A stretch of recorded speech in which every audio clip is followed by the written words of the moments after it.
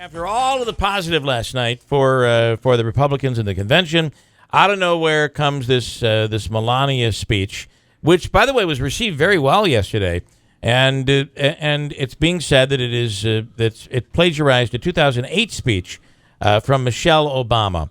Now, you be the judge. Just listen. Barack and I were raised with so many of the same values, like you work hard for what you want in life. My parents impressed on me the values that you work hard for what you want in life.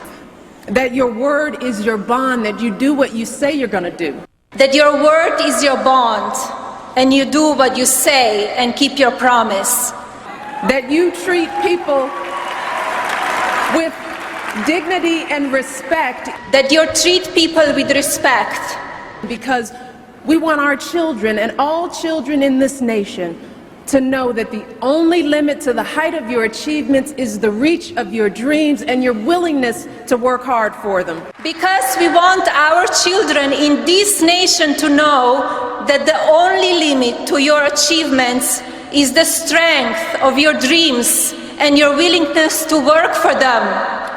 So, do you think it's pretty close? But how quickly this story surfaced, doesn't it make you kind of wonder if maybe this was a setup and maybe the speechwriter is a turncoat? I got to also think, who wrote the speech, too, that all those Trump supporters that were cheering during that section of the speech are probably like, oh, man, we just cheered for a Michelle Obama speech. It's crazy. Yeah. Think about it. Yeah. But there's, definitely similarities. Jim Rondinelli. Yeah, if you want a lot more in-depth on the story, just posted a story on our website, WIBX950.com.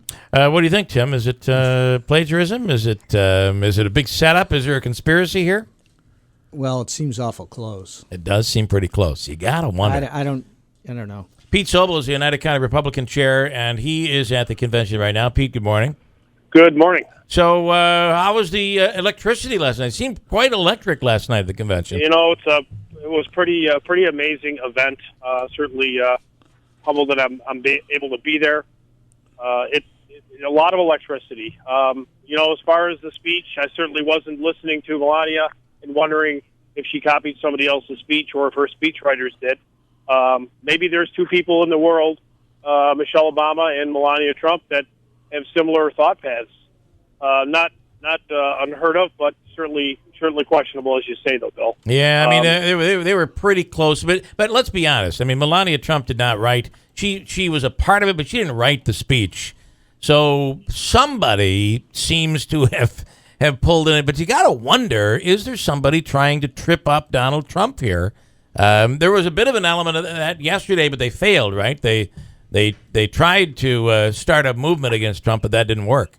Yeah, you wonder, right? So certainly, I would question the speechwriter on where he got his material or how that was written.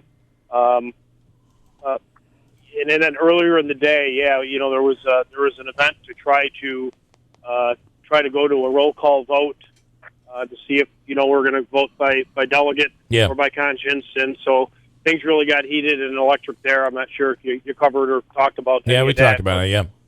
But there were two votes on that yesterday. They did a revote, but in both cases they failed.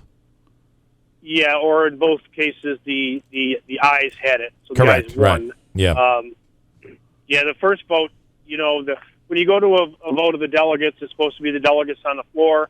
If they need to vote from the alternate would be pulled in to replace the delegate that couldn't be on the floor. And all the guests and everybody in the next levels are not supposed to speak. And when they did the vote, in this case, the ayes, and I was on the floor, so it sounded like most of the ayes came from the floor. Yeah. But when it came to the noes, you could hear it was all from the cheering sections up above. Yeah. And so to make sure that it wasn't skewed, I think they went back and they might have listened to it and said, "Yeah, this is really close. Let's do it again." And it was very, very clear on the second vote not to have a roll call vote. Well, the ayes were not only very loud but very long. That was a long demonstration, if you will. It was. Yeah. It was interesting. I bolted out for a quick minute to go back to the hotel.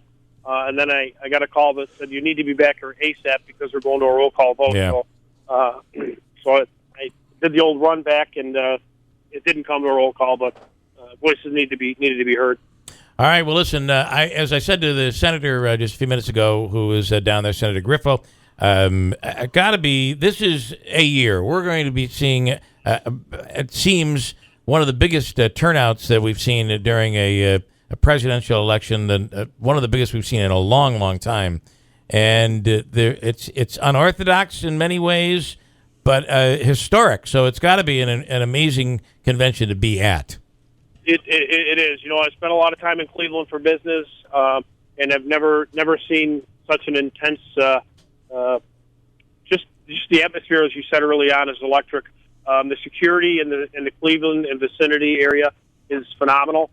There are law enforcement officers from across the nation here: California Highway Patrol, South Carolina, Indiana State Police, as well as the locals. So certainly the Blue Lives Matter is very high on the list and high atmosphere.